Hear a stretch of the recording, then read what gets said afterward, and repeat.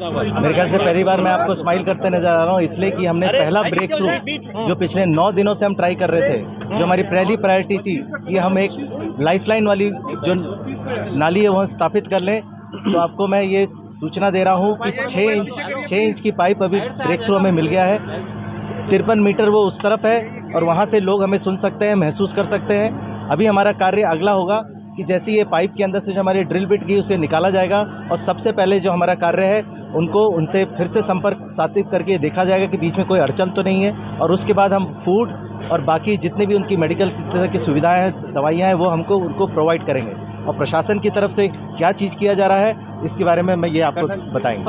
Sir बताया कि जो 6 इंच का जो पाइपलाइन है वो पार हो गया है, तो अभी मेडिकल जो डॉक्टर्स हैं उनसे भी राय मशवरा किया है, तो उसके अनुरूप भी जो खाद्य सामग्री आदि उसको देने के लिए परामर्श लेकर ही दिया जाएगा। So I'll congratulate my team, especially the one who is sitting right with me, Colonel Patil, और of course हमारे DM साहब, he has been involved right from the day one, सुबह शाम रात entirely we worked effortlessly and we have not left any stone unturned। तो मैं बधाई देना चाहता हूँ मेरी टीम को जिनने अथक प्रयास करते हुए we have succeeded, and we congratulate my team sitting here and in the tunnel and in the camp। So this is the breakthrough, the first breakthrough we were expecting for last 9 days, but because of some hurdles, small or big, we are not able to achieve। But let me tell you, the other plan A, B, C or 1, 2, 3, 4 is still going on। Relentlessly they will work and will try to look at all options which have already been explained in previous briefings।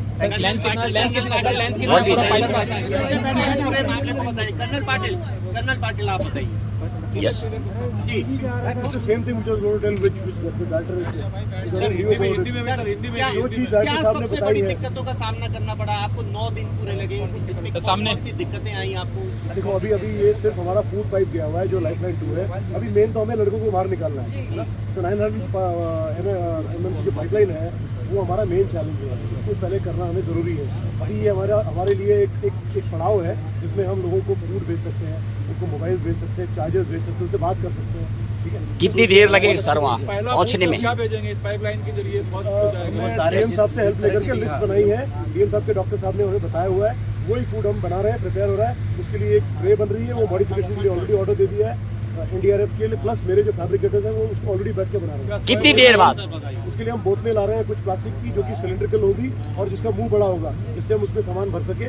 उसको हम बनाना भेजेंगे, Apple के टुकड़े भेजेंगे, हम उसमें दलिया भेजेंगे, खिचड़ी भेजेंगे, और दूसरा तो उनका पेट खराब ना हो।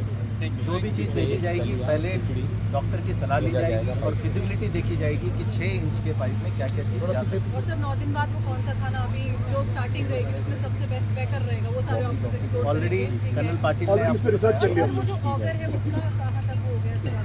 कौन सा ऑगर के ऊपर? That is at 23 meters right now. It is stuck because of a big boulder, and we'll find ways and means to get it done। I promise you that we will deliver।